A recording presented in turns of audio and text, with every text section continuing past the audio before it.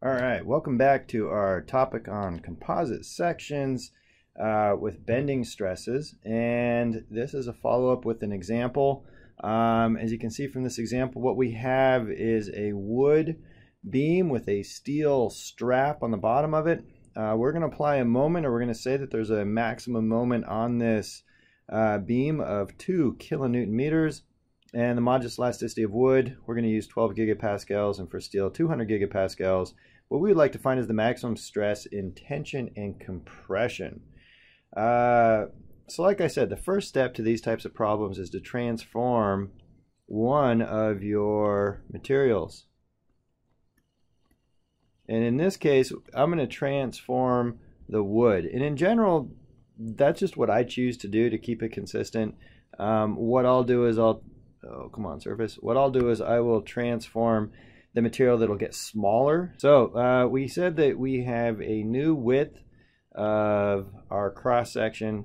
In this case, our new width of the wood would be our modular ratio times our original width. And remember, for this modular ratio, we have what we want over what we got. Well, if I'm transforming the wood, I have 12 gigapascals, and what I want is for it to be 200 gigapascals. So I'm going to multiply that times the original width of 150 millimeters, and that gives me a value of 9 millimeters.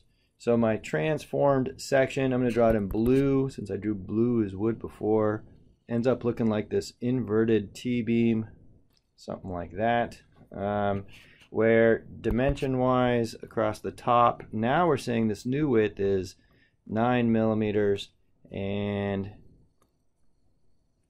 for our heights, this remains at 20 millimeters and 150 millimeters. So really what I can say is I have two rectangles with that new shape. It's actually the same moment of inertia I would have had before, or sorry, the same neutral axis I would have had before. So there's my neutral axis location, somewhere closer to the bottom.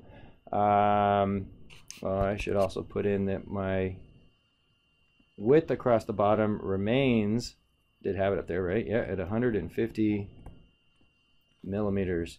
And I'm going to want to find out where that neutral axis is located, my Y bar, working from the bottom up. To find that Y bar, that was our step number 2, was to find where this Y bar is, and also our moment of inertia about that neutral axis. So the Y bar is just equal to the sum of the area of the Y bar primes over the sum of the areas. In this case, I have an area, for the bottom one, I have 150 times 20. Its height above the bottom to its centroid is 10. The top shape is 9 by 150. And to get to its, excuse me, its centroid, draw little dots there, would be that 75, which is half of its height, plus the additional 20 to get all the way down to the bottom. And I'm going to divide all of that by the areas, the 150 times 20 plus the 9 times 150. If I do all that, I end up with a value of 36.38 millimeters from the bottom. For our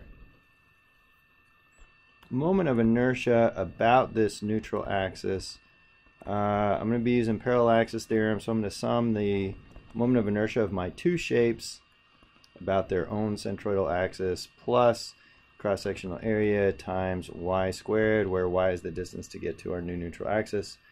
So this is going to be, come on, surface 1/12 the base, so this is the bottom shape, a base of 150 times 20 cubed, plus the area is 150 times 20. And then the hardest part is this y value. I need it to go up to 36.38, and currently it's at 10, so that's the difference between those. Square that y term for my top shape, same idea, 1/12, the base is 9. The height is 150, so the area is 9 times 150, And then for that y value, same idea. And I can do it in either order since I'm squaring it. So maybe I'll just keep it consistent and say I'm going to go from my neutral axis to the centroid of that shape. In this case, it would be, what is that, at 95? That's 75 plus 20.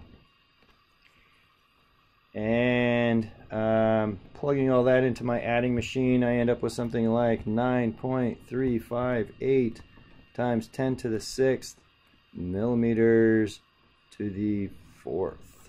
So that's my moment of inertia about that neutral axis. The third step we said was go ahead and find your stresses using our stress equation. And with that in mind, if I were to look at the bottom, because we have a positive moment, the bottom would be, it would be in tension.